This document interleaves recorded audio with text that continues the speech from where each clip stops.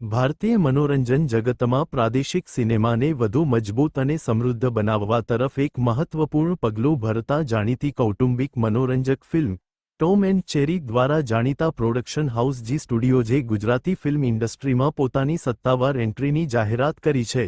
Gujarati film ઇન્ડસ્ટ્રીના દિગ્ગજ અભિનેતા સિદ્ધાર્થ રાંદેરિયા, ધન્યા દોશી અને અનુરાગ પ્રપન્ન અભિનીત આ બહુપ્રતીક્ષિત ફિલ્મ આગામી 28 ઓગસ્ટ 2026ના રોજ વિશ્વભરના સિનેમાઘરોમાં દર્શકોનું મનોરંજન કરવા માટે સંપૂર્ણ રીતે તૈયાર છે.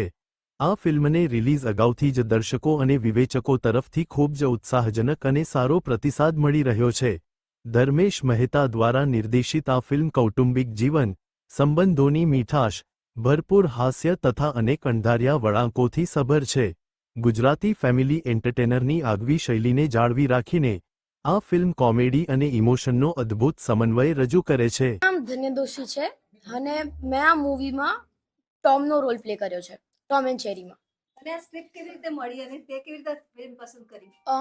મેં આના માટે અમદાવાદથી બરોડા જઈને ઓડિશન ક્રેક કર્યું હતું અને મને પહેલાંથી આમાં થોડુંક ઇન્ટરેસ્ટ હતો અને હું 6 વર્ષનો હતો ત્યારથી હું નાની એડ ફિલ્મ્સ અને એ બધું કરતો હતો અને ત્યારથી મને થોડુંક હતું કે આવી રીતે એક ફિલ્મ કરવી છે. ખાસ તારા રોલ વિશે કે?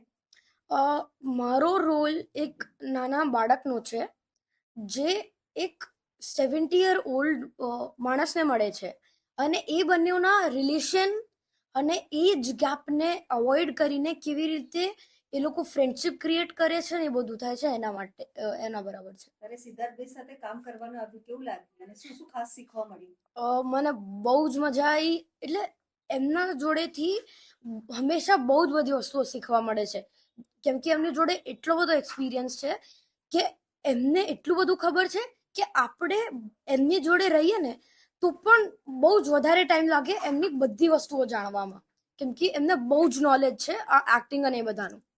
તારા સ્કૂલના સ્ટુડન્ટ્સ બધાને કેવું લાગ્યું તારું આ પાર્ટ? હા, હું એક નવા ક્લાસમાં શિફ્ટ થયો હતો ત્યારે સ્ટાર્ટિંગમાં એ લોકોને નથી ખબર, પણ મેં જ્યારે કીધું ત્યારે એ લોકોને બહુ જ ગમ્યું અને શોક થઈ ગયા કે આવી રીતે હું આવી રીતે ફિલ્મ્સ અને એડ્સ કરું છું.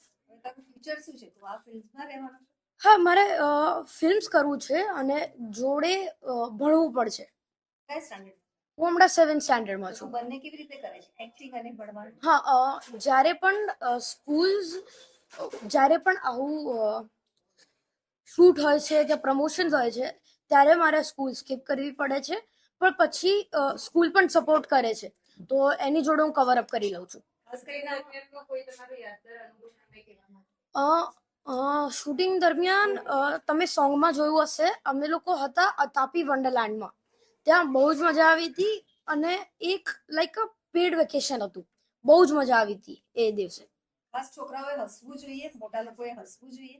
હા, આ મૂવી આખી હસવા પર અને હ્યુમર જ છે. બહુ જ મજા આવશે, હું કહું છું. નમસ્તે, હું સિદ્ધાર્થ રાંદેરિયા. આજે અહીંયા જે બેઠો છું તમારી સામે અમારી આખી આ ટીમ છે.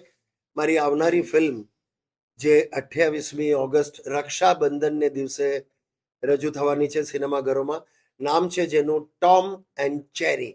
Yes, Tom and cherry. સરસ મજાની ફેમિલી એન્ટરટેનર ફિલ્મ છે દોસ્તો, અને એક બે જે પ્રીમિયર કર્યા એમાં લોકોનો પ્રતિસાદ પણ ખૂબ જ સરસ આવ્યો છે.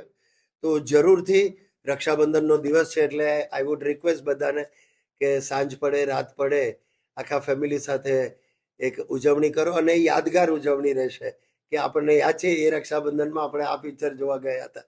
એ ટાઈપની આ ફિલ્મ છે અને સરસ મજાનો મેસેજ પણ એમાં છે.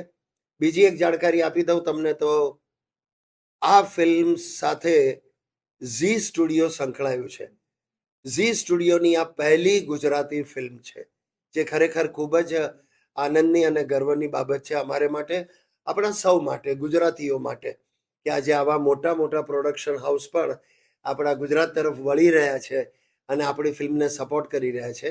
એટલે ખરેખર ખૂબ જ આવકારદાયક વાત છે.